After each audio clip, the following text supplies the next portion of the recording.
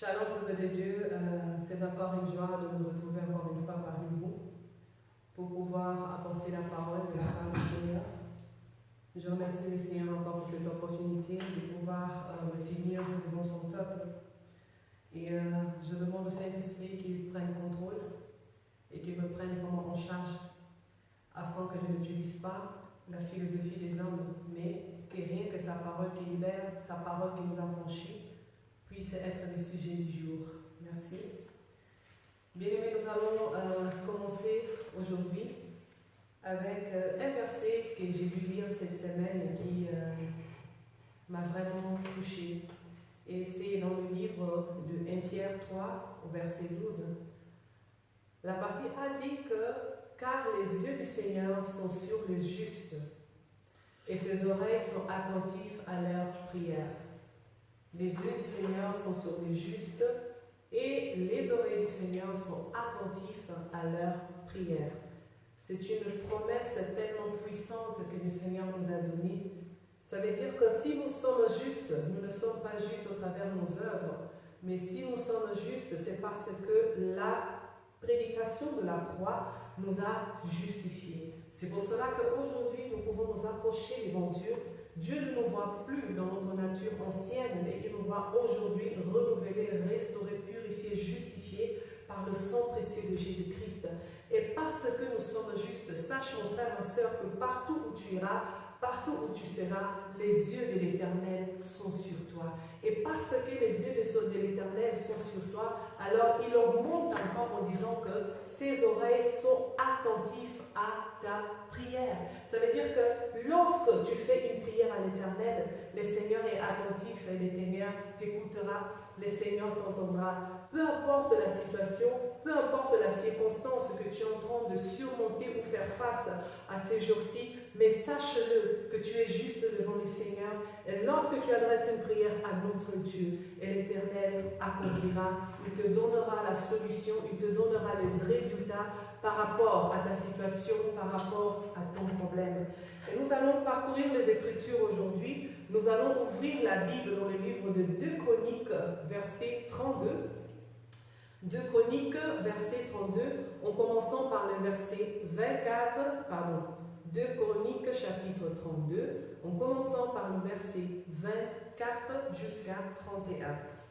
2 Chroniques 32, verset 24 au verset 21.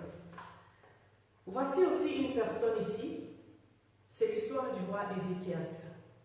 C'est une personne que Dieu aussi avait trouvée juste à ses yeux. C'est une personne qui a aussi considéré cette promesse et qui a appelé aussi cette promesse en existence dans sa vie. Parce qu'il arriva aussi un moment où le roi avait une situation grave, une situation difficile. Alors il avait fait recours à cette parole. Nous allons lire la parole. Je lis au nom du Seigneur Jésus. En ce temps-là, Ézéchias fut malade à la mort, et il fit une prière à l'Éternel. Et l'Éternel lui adressa la parole, et lui accorda un prodige. Mais Ézéchias ne répondit point au bienfait qu'il avait reçu, car son cœur s'éleva, et la colère de l'Éternel fut sur lui, sur Juda et sur Jérusalem. Alors Ézéchias, du sein de son orgueil, s'humilia avec les habitants de Jérusalem, et la colère de l'Éternel ne vint pas sur eux pendant la vie d'Ézéchias. Ézéchias eut beaucoup de richesses et de gloire. Il se fit de trésors d'argent d'or, de pierres précieuses, d'aromates, de boucliers et tous les objets qu'on peut désirer. Des magasins pour le produit en blé, en mou et en huile, des crèches pour toute espèce de bétail et des étables pour le troupeau. Il se bâtit des villes, et il eut en abondance de troupeaux de menus et de gros bétail, car Dieu lui avait donné des bienfaits considérables. Ce fut aussi lui, Ézéchias, qui boucha l'issue supérieure de Zo de Guillon et le conduisit en bas vers l'occident de la cité de David. Ézéchias réussit dans toutes ses entreprises. 31. Cependant, lorsque le chef de Babylone enverrait des messagers auprès de lui pour pour s'informer du prodige auprès de lui, pour s'informer du prodige qui avait eu lieu dans son pays, dans le pays. Dieu l'abandonna. Souligné, abandonna. Dieu l'abandonna pour l'éprouver afin de connaître tout ce qui était dans son cœur. Parole de l'Éternel. Nous avons lu l'histoire du roi Ézéchias. C'était un homme qui craignait Dieu. Parce que Ésaïe 38 explique très bien ce qui s'était passé, l'histoire de la vie du roi Ézéchias. C'était à l'âge de 25 ans où il avait pris la royauté après le roi Akab, qui était le mari de Jézabel. Ça veut dire qu'avant lui, il y avait des rois qui avaient très mal marché, qui n'ont pas craigné Dieu, qui ont laissé les idoles rentrer dans la maison, rentrer en Israël, qui ont permis des choses abominables, l'idolâtrie. Mais lorsque ce jeune homme est rentré sur son pouvoir, la première chose qu'il avait fait, c'était de détruire les autels, détruire les idoles et faire remonter les murailles et redresser la maison de l'Éternel. Le Seigneur avait pris plaisir à sa façon d'agir. Et tout celui qui agit en justice, le Seigneur est pour lui. Le Seigneur a les yeux fixés sur lui. Et lorsque cette personne s'adresse à l'Éternel, le Seigneur lui répond. Et nous avons constaté parmi le parcours de cet homme, pendant ces années de royauté, il a marché avec l'Éternel. Lui-même, de sa propre bouche, il avait confessé que nous avons mal marché. Nos pères ont mal marché avec le Seigneur. Ils ont désobéi à l'Éternel. Mais moi, je veux marcher d'une autre façon. Je veux marcher d'une autre manière. Et lorsque nous obéissons à l'Éternel, Dieu est fidèle toujours dans sa parole. Il est toujours derrière sa parole. À chaque fois qu'Ézéchias avait un combat, à chaque fois que les Syriens essayaient d'envahir le pays, Dieu était toujours avec lui. Dieu lui accordait toujours la victoire. Mais vaut mieux la fin d'une chose que son commencement. Ésaïe 38 va dire encore, lorsque, pour bien comprendre cette histoire, lorsque il était malade à la mort, ça veut dire que la cité, le pays savait que le roi allait mourir. Les gens attendaient juste l'information que le roi a donné son dernier souffle. Dieu envoya Ésaïe pour dire au roi, tu vas te préparer, mets tes affaires en ordre car tu vas mourir. Mais parce que cet homme était en relation avec Dieu, voici que lui-même commence à s'adresser devant Dieu. Bien-aimés, tout ce que nous faisons pour le Seigneur, cela est écrit dans un livre, le livre de souvenirs. Il y a un jour où tu peux utiliser cela et Dieu te viendra en aide. Il commence à dire que Seigneur, regarde comment mes pères ont marché. Regarde ceci, regarde cela, ce qu'ils ont fait. Mais moi, par contre, j'ai cherché à t'obéir. J'ai cherché à marcher avec toi. Je fais ceci, je fais cela. Parce que Dieu est juste. Il ne va pas au-delà de sa justice. Il respecte sa propre justice, car c'est lui le Dieu de la justice, avec la balance équitable. Alors il a honoré la prière d'Ézéchias. Et voici que Ésaïe retourne pour dire au roi Ézéchias, l'Éternel t'augmente encore 15 années de plus. 15 années de plus. Nous bénissons l'Éternel. Mais qu'est-ce qui s'est passé? Vaut mieux la fin d'une chose que son commencement. Bien-aimés, même dans notre vie, nous avons un passé. Et le passé dans notre vie a deux aspects. Soit, le premier aspect, ce que tu as vécu, ce que tu as expérimenté dans ton passé, sera pour toi comme un tremplin pour pouvoir mieux t'avancer dans l'avenir. Et l'aspect numéro 2, soit tu utilises ton passé pour pouvoir détruire ta propre vie. Tu utilises ton passé pour faire taire le genre. Surtout nous, les Africains. Non seulement l'Afrique, mais les pays aussi tiers-monde. Il y a la souffrance, il y a la disette. Les gens souffrent pour pouvoir survivre. Et une fois que visités par Dieu, ceux qui sont sages, ceux qui ont l'humilité, bien-aimés, ils vont utiliser leur passé pour mieux bâtir leur futur. Et ceux qui sont insensés, ils vont utiliser leur passé pour pouvoir se montrer, pour pouvoir se moquer des gens. Surtout au niveau de l'Afrique. Lorsque tu étais pauvre, tu n'en avais rien, tu dépendais de quelqu'un, tu dépendais de ton oncle. On te faisait souffrir. Mais une fois que Dieu t'avait visité d'une manière ou d'une autre, au lieu de prendre ton passé comme un exemple et t'humilier et rendre gloire à Dieu, non. Parce que maintenant tu possèdes de l'argent, maintenant tu possèdes de possibilités, tous ceux qui te maltraitaient auparavant, lorsqu'ils vont venir vers toi, tu commences à les humilier. Tu commences à leur dire, quand j'étais personne, regardez ceci, regardez cela que vous avez fait avec moi. Maintenant que je possède de l'argent, regardez-moi comment est-ce que vous vous comportez. Maintenant, je suis devenue une personne importante. Notre passé a deux aspects. Et même dans le spirituel. Sommes-nous reconnaissants de là où le Seigneur nous a tirés? Tout le combat que le Seigneur avait vécu avec nous, toutes les délivrances que le Seigneur nous a accordées, les victoires que le Seigneur nous a accordées, sommes-nous reconnaissants pour cela? Et de cela, nous nous avançons avec un cœur plein de gratitude pour continuer la marche avec le Seigneur? Ou bien tu utilises ton passé pour commencer aujourd'hui à te moquer des autres? Mais aujourd'hui, je viens parler de l'orgueil. Je veux parler de l'orgueil. Bien-aimés, surtout le Seigneur, lorsque le Seigneur nous visite, nous voulons occuper vraiment, comment est-ce qu'on appelle? Nous voulons occuper vraiment le devant de la scène. Nous voulons être les milieux pour dire, regardez-moi, je suis là. Est-ce que vous me voyez? Est-ce que vous pouvez comparer ma vie auparavant et maintenant? On veut être vu de tous. Que les gens puissent nous regarder. Regarde-moi. Que tout le monde voit et constate le changement en moi. On veut être valorisé. C'est quelque chose qui crie en nous. Être valorisé. Je répète encore, je veux parler de l'orgueil. Bien aimé, l'orgueil, c'est une fierté exagérée. L'orgueil, c'est une fierté exagérée de ta propre personne.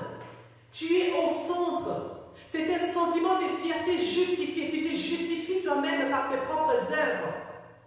Tu es arrogant. Tu te crois supérieur par rapport aux autres. Mais sache-le que c'est une vanité. C'est une lueur, c'est une lumière. Hein?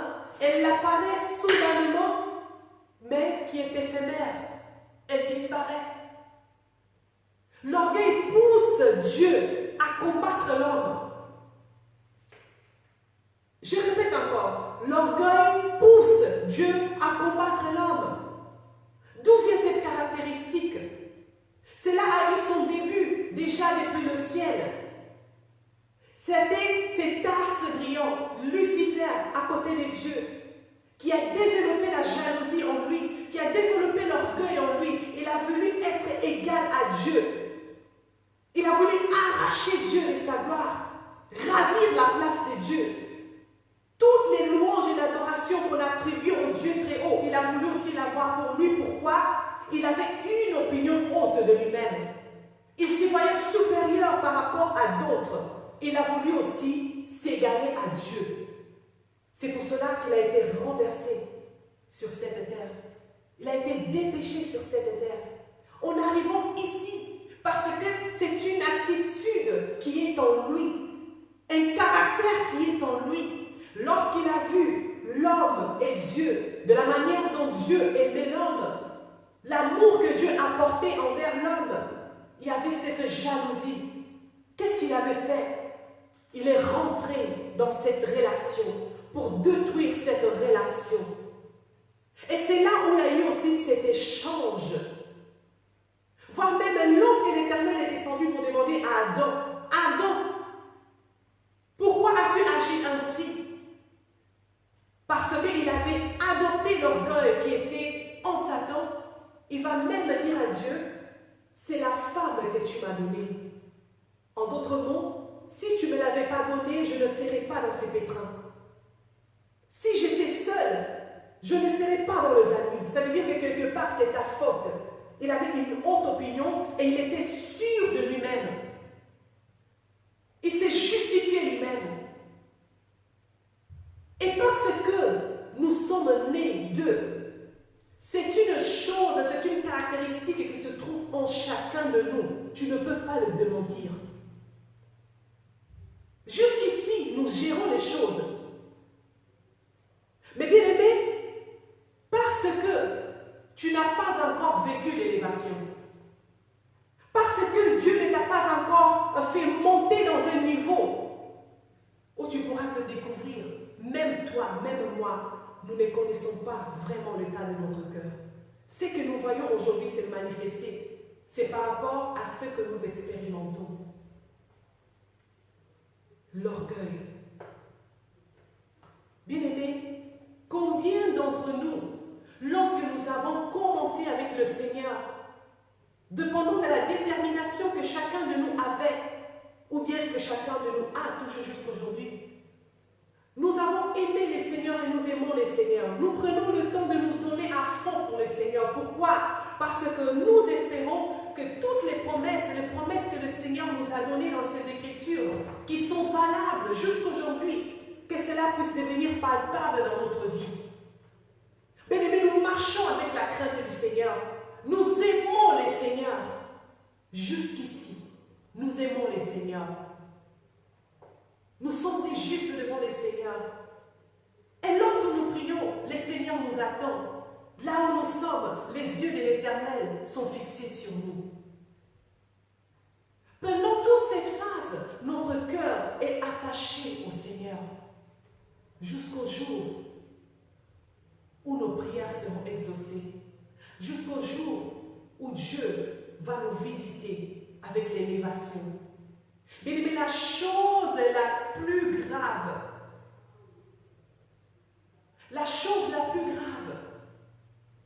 dans le cœur de l'homme, c'est l'orgueil.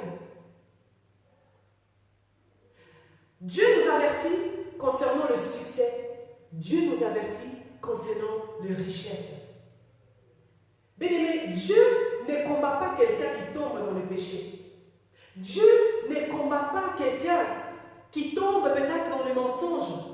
Peu importe. Mais la parole de Dieu est claire. Dieu combat celui qui est orgueilleux. Pourquoi est-ce que Dieu va combattre quelqu'un qui est orgueilleux? Car l'orgueil, c'est la gloire. Dieu ne partage pas sa gloire avec qui que ce soit. Il ne partage sa gloire avec personne. C'est pour cela qu'il va dire qu'il résiste. Hey! Il résiste aux orgueilleux. Mais il fait grâce à ceux qui sont humbles de cœur. Bien aimé, Israël a vécu 430 ans en Égypte, en esclavagisme. Mais lorsque Dieu, dans son amour, dans sa volonté parfaite, est venu pour libérer Israël, il se retrouvait dans le désert. Mais dans le désert, Dieu commence à les avertir par rapport au succès, par rapport aux richesses. Deutéronome 8, 12 à 14 va dire que lorsque vous bâtirez les maisons, lorsque vous aurez des gros bétails, lorsque vous aurez ceci, vous aurez cela, lorsque vous aurez assez à manger, souvenez-vous que c'est moi que je suis l'auteur de toutes ces choses. Rien ne vient de vous. Tout ce que vous expérimentez, tout ce que vous avez, cela vient de l'Éternel. Dieu donne un avertissement à son peuple contre l'orgueil pour se lever à cause du succès, pour se lever à cause de richesses. Lorsque tu vois un homme opérer sous un ciel ouvert, et après quelques temps, tu vas constater que tout est par terre. Il a perdu l'onction, il a perdu la révélation. L'œuvre n'est plus comme l'œuvre était auparavant. Et si nous regardons au fond, tu vas constater que l'orgueil a soulevé cette bassesse dans la vie. d'un homme, d'un serviteur. Alors, l'orgueil, c'est quelque chose de grave. Plus grave que le mensonge, plus grave que la fornication. Proverbe 24, verset 23 va dire que, 29, pardon, Proverbe 29, au verset 23 va dire que l'orgueil d'un homme l'abaisse. Mais celui qui est humble d'esprit obtient la gloire. Ça veut dire que si quelqu'un s'humilie devant le Seigneur, il y a des choses que Dieu déclenche dans la vie de cette personne. L'antonyme de l'orgueil, c'est être humble. Et être humble, bien aimé, l'humilité est la capacité qui permet à l'homme de voir Dieu. L'humilité est la capacité qui permet à l'homme de voir Dieu. Montre-moi un homme puissant et je te montrerai un homme qui est humble de cœur. Une personne qui est humble de cœur, c'est une personne brisée. Une personne qui est humble de cœur, c'est une personne qui a l'esprit contrit. Il ne se voit jamais au centre, mais il voit toujours Dieu au centre de tout ce qu'il fait. Et c'est bien ça, bien-aimé. C'est insensé vraiment de croire que si je suis arrivé jusque-là, c'est par ma propre force, c'est par mes efforts. Dieu n'aime pas ça. Le Seigneur a horreur, dit la parole, d'un esprit hautain. D'un esprit qui a une haute opinion de soi-même. Mais tu n'es pas encore arrivé. Parce que tu n'as pas encore découvert jusqu'aujourd'hui des réactions et des agissements qui sont cachés en toi. Parce que tu n'es pas encore arrivé dans cette dimension que tu désires dans tes prières. Aujourd'hui, tu es encore humble parce que tu n'as pas encore vécu la gloire de Dieu s'éclater dans ta vie. Quelqu'un qui est pauvre, un exemple, quelqu'un qui est pauvre, qui n'a pas de moyens, tu vas voir l'humilité de cet homme. Mais donne-lui de l'argent, tu connaîtras son cœur. L'orgueil est une terre. L'orgueil est une terre qui est à la base de tout le malice qui se fond dans la vie ou bien dans le cœur de l'être humain. Bien-aimés, nous ne sommes pas encore exposés. Oh non, non, non, non, non, pas encore. Nous n'avons pas encore fait face, la plupart de nous, à des situations qui peuvent te pousser à mal te comporter. Il y a des caractères qui ne se sont pas encore exprimés au-dedans de nous. Parce que nous n'avons pas encore fait face à ces circonstances. C'est pour cela que je veux dire une chose. Lorsque tu montes avec Dieu, après avoir fait de prières, apprends à faire de prières de prévention. David l'avait fait. Il demandait au Seigneur de garder son cœur. Salomon l'avait fait. Garde mon cœur. Je ne veux pas manquer pour me détourner contre toi. Je ne veux pas non plus avoir beaucoup pour pouvoir m'enorgueillir. Chacun de nous qui sert le Seigneur doit connaître ses faiblesses. Parce que si tu ignores tes faiblesses, sache-le que ton ennemi connaîtrait bien ses faiblesses et il utilisera ses faiblesses contre toi. Lorsque tu connais tes faiblesses, alors tu sauras prier pour toi-même. Que le Seigneur puisse préserver ton âme. Que le Seigneur puisse préserver ton cœur devant ces choses. Le Seigneur est tellement bon pour nous. Il nous fait tellement du bien, bien-aimés. Il ne veut pas que nous puissions vraiment aller outre par rapport à la promesse, par rapport au destin qu'il a préparé pour nous. Tu seras un jour reconnaissant d'avoir fait ces prières de prévention. Tu seras reconnaissant parce que la prière ne pourrit jamais. Pourquoi est-ce que nous prions pour nos enfants aujourd'hui, pour leur avenir? C'est parce que nous sommes en train de cultiver, nous sommes en train de s'aimer quelque part, car nous savons un jour, ça va porter du fruit. Commence aussi aujourd'hui à prier pour ton état de cœur. Commence à prier pour ton état d'âme par rapport à l'orgueil. Il suffit aujourd'hui que tu achètes une nouvelle voiture, tu veux être vu. Il suffit qu'aujourd'hui tu peux très bien t'habiller, apporter quelque chose, un habit cher, tu veux être vu. L'orgueil nous fait enfler, bien-aimés. Et Dieu résiste aux orgueilleux. Deux fois dans ta vie, tu peux bien marcher avec le Seigneur. Mais il arrivera un moment où Dieu te bénira, car Dieu est fidèle. C'était la même chose avec le roi Ézéchias. Il a bien marché avec le Seigneur. Mais il y avait ce moment de sa vie qui était arrivé. Ces moments qui étaient fatals pour lui. Mais jusque-là, il était attaché au Seigneur. Son cœur était attaché au Seigneur. Alléluia. Bien-aimé, l'orgueil vient avant la chute. L'orgueil vient avant la chute. Lorsque l'orgueil commence à se manifester en toi, domine sur cela. Commence à prier pour cela. Car si tu négliges ce fait, c'est la chute qui va précéder. C'est la parole de l'Éternel. L'orgueil est très dangereux. Ézéchias était bien. Jusqu'au jour, la parole dit dans le verset 31, cependant, lorsque les chefs de Babylone envoyèrent de messagers auprès de lui pour s'informer du prodige qui avait eu lieu dans le pays. Je disais tout à l'heure que dans Ésaïe 38, Ésaïe explique comment est-ce que Ézéchias avait démontré sa reconnaissance au Seigneur. Il a fait un chant de reconnaissance, un cœur plein de gratitude. Il avait reconnu la main de Dieu et il a élevé le Seigneur. Mais nous devons savoir que le diable tourne tout autour de nous, il rôde tout autour de nous comme un lion dévorant. Lorsqu'il voit une ouverture, il rentre.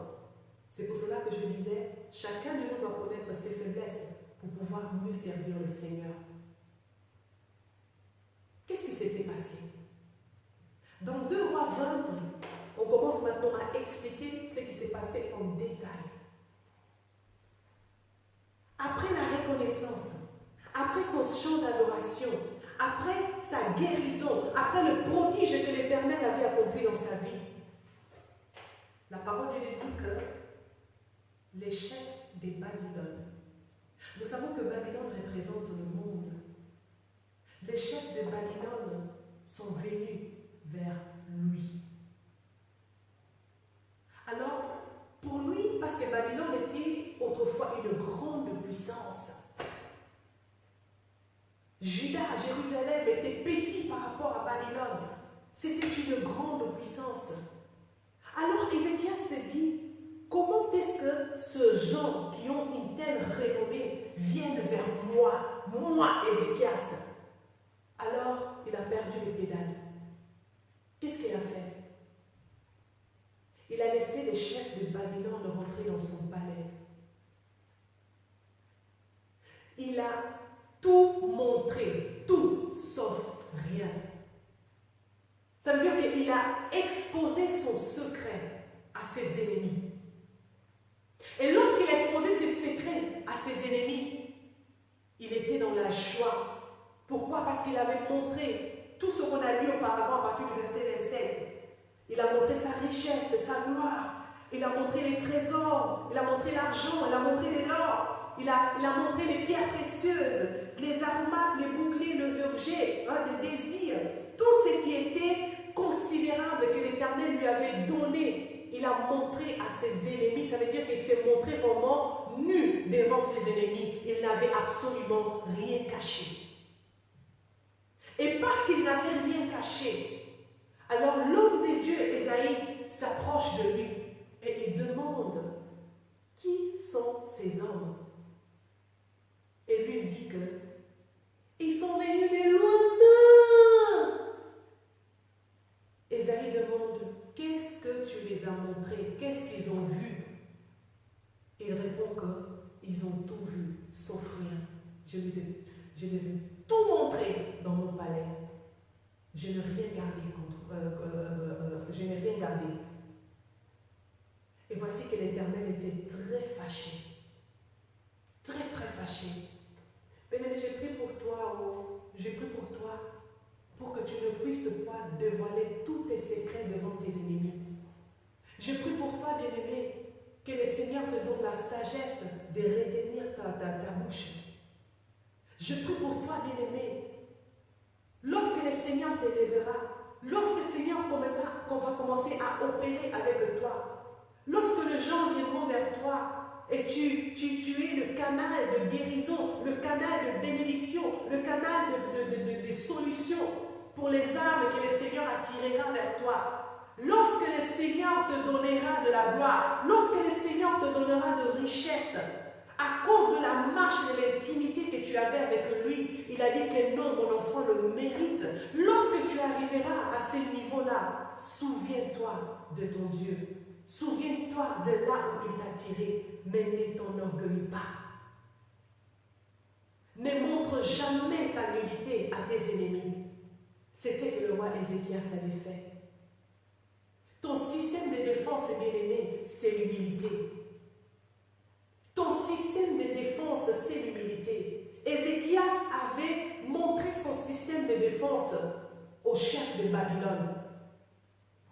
Mais ton système de défense, c'est l'humilité, la modestie, la simplicité. Mais la parole de Dieu dit, Proverbe 22:4, j'aime ce verset, c'est vraiment très frappant. Elle dit que le fruit de l'humilité, de la crainte de l'Éternel, parce qu'il y a des gens qui ont l'humilité, mais envers les humains. Mais il dit que le fruit de l'humilité, de la crainte de l'Éternel, produit quelque chose dans ta vie. Qu'est-ce qu'elle produit? Elle produit la richesse et elle produit la gloire. Ça veut dire que lorsque tu es un homme brisé, lorsque tu as un esprit contrit, lorsque ton cœur est attaché à Dieu, lorsque tu es humble dans toutes tes voies, que tu le veuilles ou pas, le Seigneur récompense cette attitude avec la richesse, avec la gloire. Tu vas voir qu'il y aura des ouvertures pour toi. Tu vas voir que le Seigneur, parce que tu ne peux rien recevoir si cela ne vient pas de Dieu, il va toucher les hommes et les femmes de venir vers toi. Et la gloire attire. Et les gens viendront vers toi. Parce qu'ils vont vouloir être bénis, bénéficier de cette grâce que le Seigneur a déposée sur toi. Mais sache-le que le roi de Babylone, il enverra à ton tour aussi des messagers. Mais les messagers, des fois, ne sont pas loin de toi. Il est vrai que tu peux dire que non, jusqu'ici, le Seigneur était avec moi. Gloire à Dieu, et cela soit ainsi. Mais même là où tu es, sache-le qu'il y a toujours des personnes faibles que le roi de Babylone utilise. Si tu es prédicateur, si tu es chantre, chasse-le, qu'il y aura toujours quelqu'un, un messager de Babylone qui va venir auprès de toi. Parce que la parole de Dieu dit que ces messagers étaient venus auprès d'Ézéchias. Auprès d'Ézéchias, c'était tout près de lui. Ils vont venir pour te dire, ma soeur, lorsque tu chantes, je me retrouve. Lorsque tu chantes ta voix, vraiment, je me sens devant la présence de Dieu. Lorsque. C'est pour cela que je veux toujours que tu chantes. C'est pour cela que lorsque quelqu'un d'autre chante, la sœur de la chante, ou je me sens pas bien. Mais lorsque tu entames ta voix, je me retrouve. Fais attention. Les messagers de Babylone. Mon frère, non, lorsque tu prêches, j'ai sens l'onction de Dieu. Là où je suis, vraiment, je ne peux pas rester assis. Je dois me relever vraiment parce que je sens Dieu parler vraiment au travers de toi. Non. Dans cette église, il n'y a que toi vraiment qui comprends la prédication. Fais gaffe. Des messagers de Babylone. Et au fur et à mesure que tu entends ces choses, l'orgueil aime ça. Tu es en train de nourrir cette terre. Et tu vas même parvenir à dire que si je ne suis là, il n'y aura pas d'adoration. Si je ne suis pas là, on ne va pas bien prêcher. L'orgueil commence à s'enfler en toi. L'orgueil commence à monter à toi. Tu commences à créer en toi-même une autre opinion de ta personne. Tu commences à avoir un regard hautain. Qui peut t'approcher pour te conseiller? Qui peut t'approcher pour te dire quoi que ce soit? Parce que tout ce que tu fais est juste à tes yeux.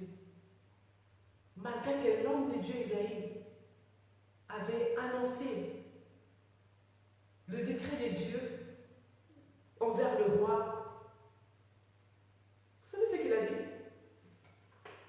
Isaïe a dit que, sache-le, que tout ce que tu as montré à tes ennemis, le jour viendra où toutes ces choses, même tes anciens parents ont travaillé pour cela jusqu'ici. Or, trésor, argent, tout ce que tu possèdes, le jour viendra où tout ira en Babylone. Même les fils de tes fils, tes enfants, vont servir en Babylone. La chute. Mais la chose qui m'a frappé de plus est la conception d'Ézéchias après avoir entendu ces paroles. Auparavant, lorsque son cœur était encore humble, la parole de Dieu dit qu'il va s'humilier. Mais cette fois-ci, sa réponse était: ah bon? Parce que tu dis un jour, aussi longtemps que je suis roi, je vais vivre dans la paix et je ne veux pas vivre ces choses. Ça veut dire que ces choses viendront après moi. Non, je n'ai pas de problème avec ça. Ça veut dire qu'il regarde juste son intérêt personnel. Il regarde juste sa propre paix. Mais il n'est pas conscient que, à cause de son comportement, il va entraîner toute une génération, tout un état de personnes en sclavagisme, en Babylone. C'est aussi par rapport à nos comportements, nous les leaders. C'est aussi par rapport à nos comportements serviteurs. À cause de ton orgueil, tu vas entraîner aussi des gens en Babylone. À cause de ta marche, tu vois que tu es justifié. Tout ce que tu fais est juste. Personne ne peut te rapprocher, te faire de reproches. À cause de cela, tu entraînes aussi un état de personnes dans le mal. Le Seigneur ne le veut pas.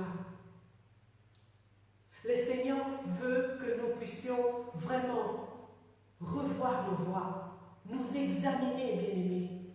Aujourd'hui, tout le monde a la connaissance. Lorsque tu attends quelqu'un prêcher, oh, il n'a pas bien prêché. Oh, il a fait ceci, il a fait cela. Non, ça c'est juste, c'est ainsi, c'est comme ça. Bien-aimés, il y a des différentes grâces. Peut-être toi, avec la connaissance de toutes les Écritures, tu n'as jamais gagné une âme. Mais la personne qui connaît seulement un verset, Jean 3,16, il gagne les âmes pour le Seigneur. Ce n'est pas par rapport à la connaissance. Parce qu'il s'est confié en Dieu, cette personne. Il voit que sans Dieu, il n'est rien. Et des personnes comme ça réussissent. Il y a un exemple que j'aimerais donner. C'est une histoire vraie qui s'est passée dans la vie de fin serviteur de Dieu, Reinhard Bonk. Lorsqu'il avait commencé son ministère au niveau de l'Afrique, il travaillait ensemble en collaboration avec un autre pasteur africain. Et ce pasteur avait la grâce de Dieu dans la guérison. Et voilà, et lorsque Reinhard Bonk prêchait, lorsque c'était le moment de faire une prière, il imposait les mains, tout ça, et c'est lui maintenant qui rentrait, il prenait le devant pour prier pour les gens. Et le Seigneur s'est manifesté puissamment.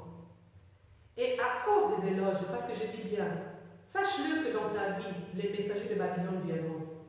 Et dans la vie aussi de ce pasteur africain, les messagers de Babylone sont venus pour lui dire que sais-tu que si tu n'es pas là, le frère Reinhard Bonk là, il ne saura plus faire les grandes campagnes comme il fait, parce que ce n'est pas le centre de cette campagne.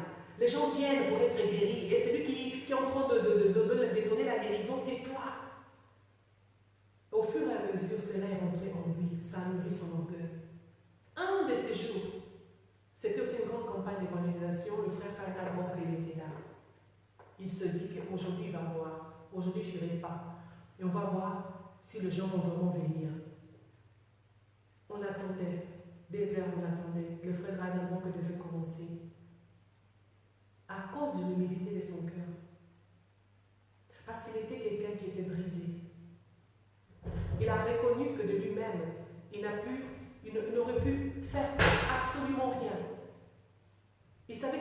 centre de son appel, le centre de toute chose, c'était Jésus.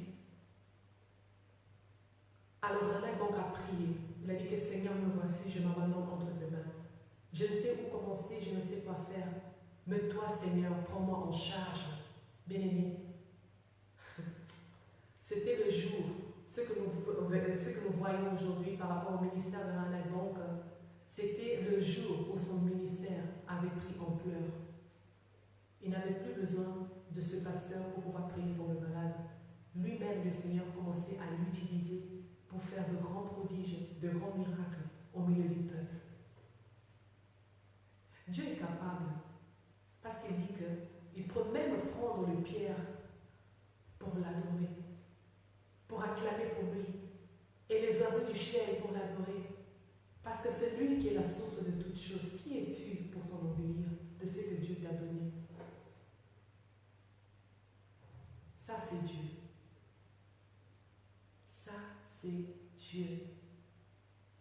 Bien-aimés, vous savez que lorsque Dieu dit qu'il résiste aux orgueilleux, parce que l'orgueil peut détruire beaucoup de choses. L'orgueil est en train de détruire des ministères. L'orgueil est en train de détruire de mariages. L'orgueil est en train de détruire de relations.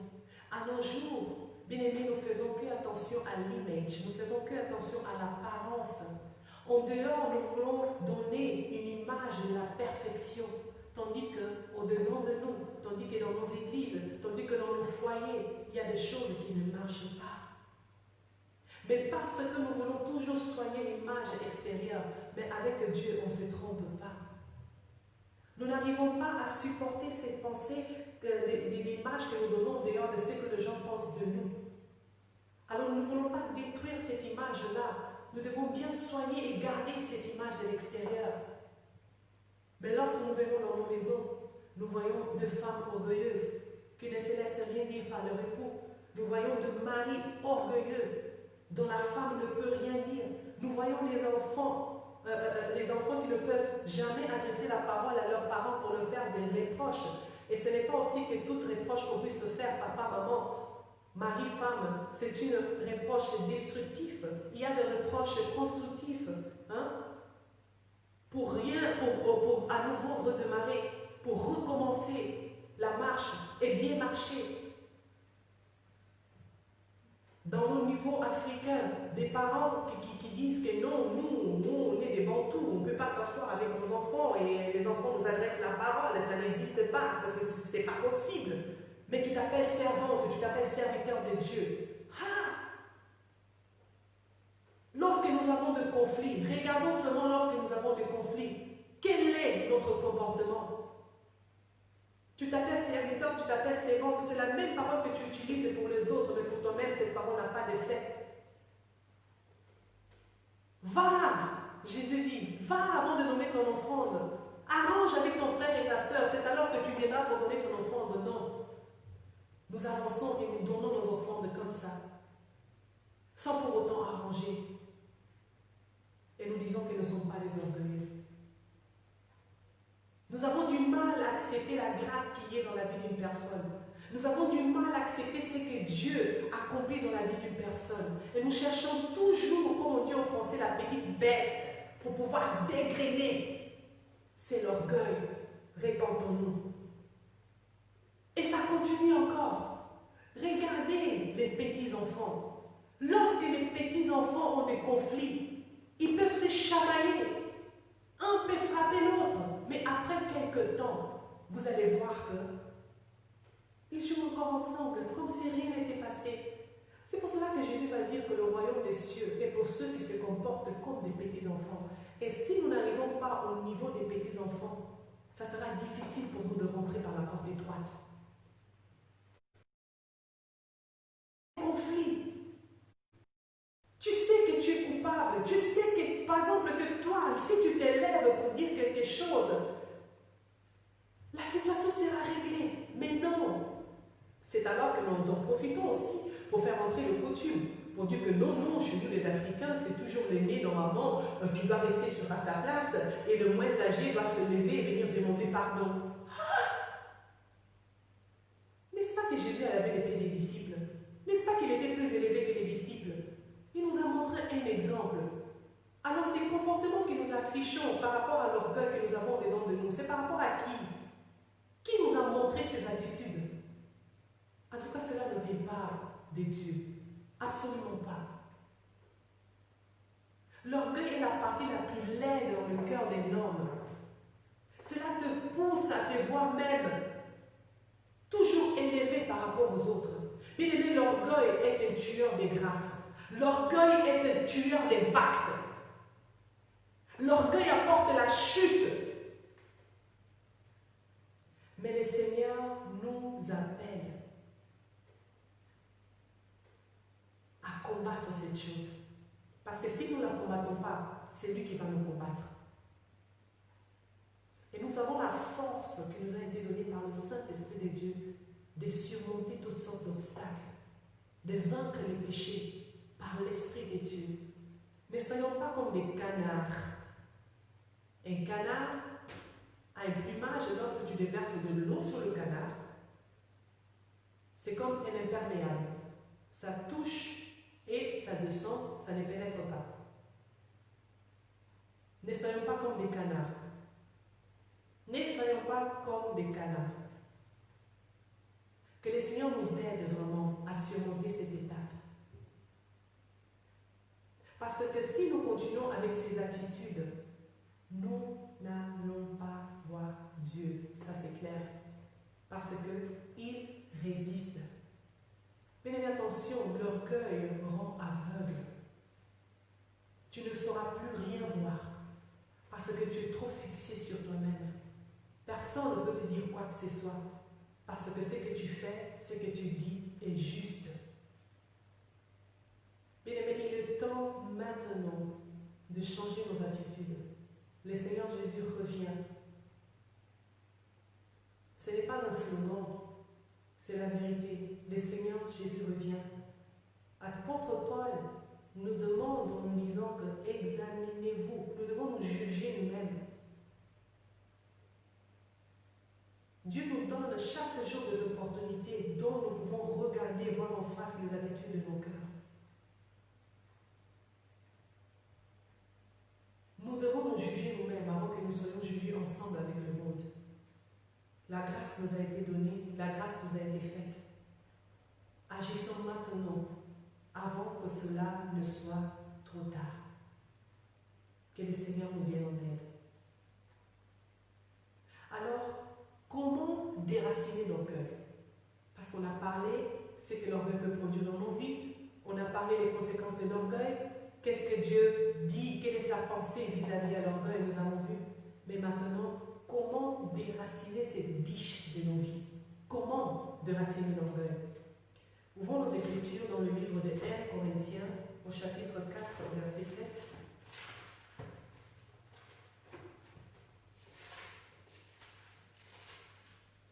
La parole de Dieu dit: car qui est-ce qui te distingue? C'est une question. Qu'as-tu que tu n'aies reçu? Et si tu l'as reçu, pourquoi te glorifies-tu? Comme si tu ne l'avais pas reçu.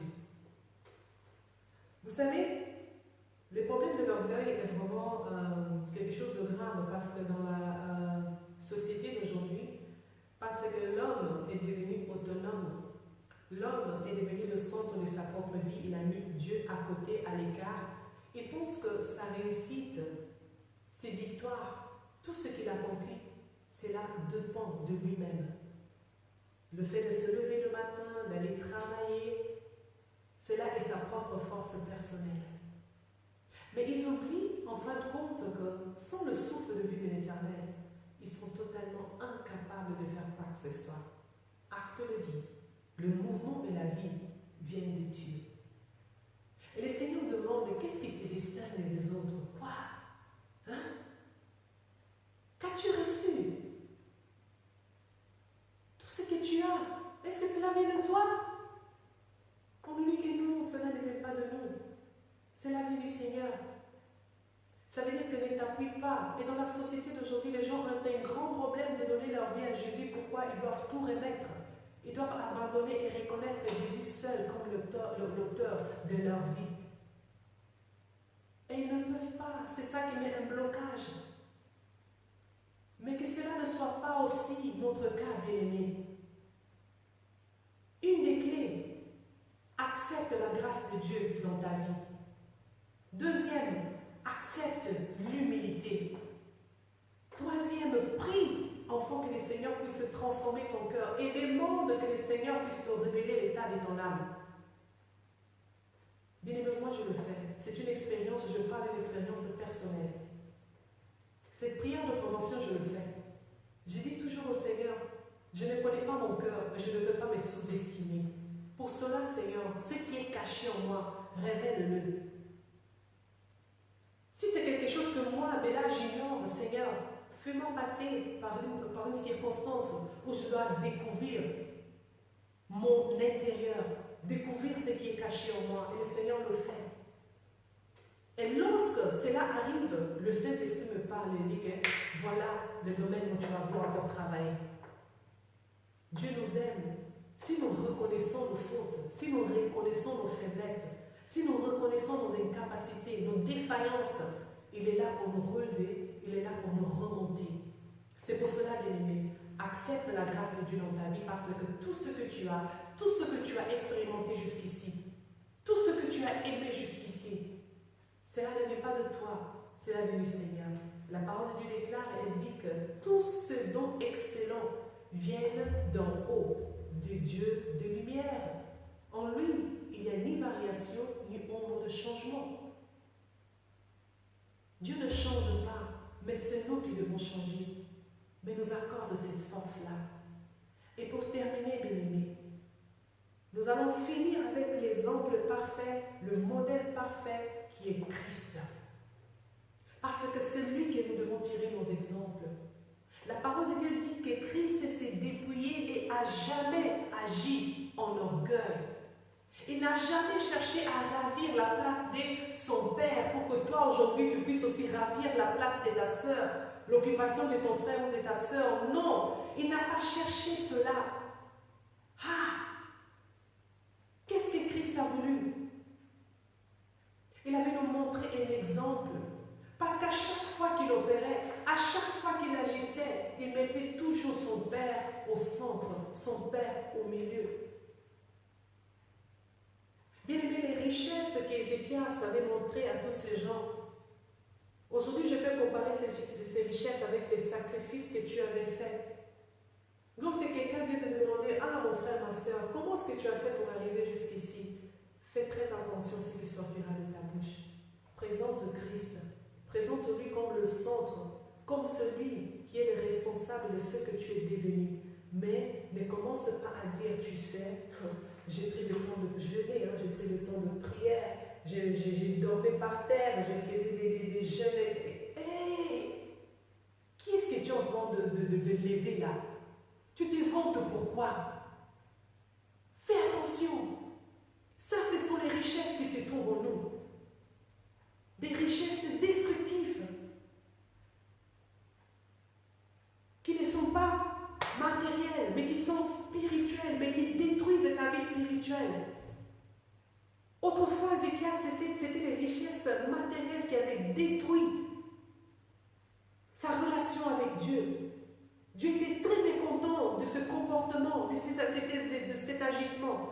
Mais aujourd'hui, ça peut être toi par ta manière de parler. Tu te présentes pour dire que je suis fort en jeûne, je suis fort en prière, je suis fort en lecture, je suis fort en ça. Non, non, non, non, non. Ce n'est pas ce que Dieu veut. Dieu veut que tu puisses les témoigner, afin que cette personne aussi à son tour va dire que non, le Dieu qui avait agi dans la vie de la sœur Chantal est le même Dieu aussi qui peut agir dans ma vie. Mais ne présente pas tes bienfaits, tes efforts, tes sacrifices.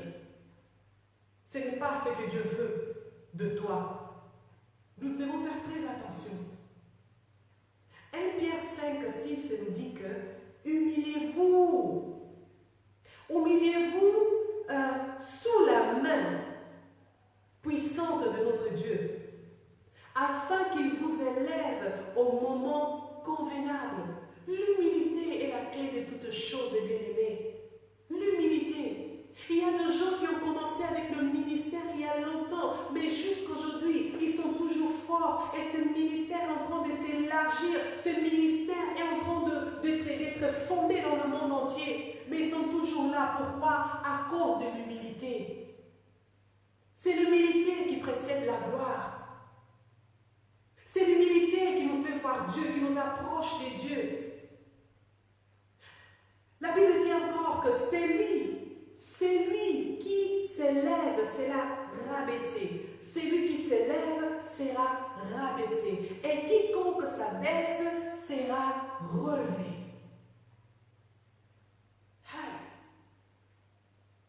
Et pour terminer, bien-aimés,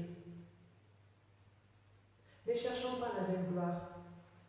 Ne cherchons pas le parti pris. Le Seigneur dit encore, ne faites rien par vaine gloire, ne faites rien par parti pris. Mais que l'humilité vous fasse voir d'autres, ton prochain, ta femme, tes enfants, ton frère, ta sœur, comme si ils sont au-dessus de toi.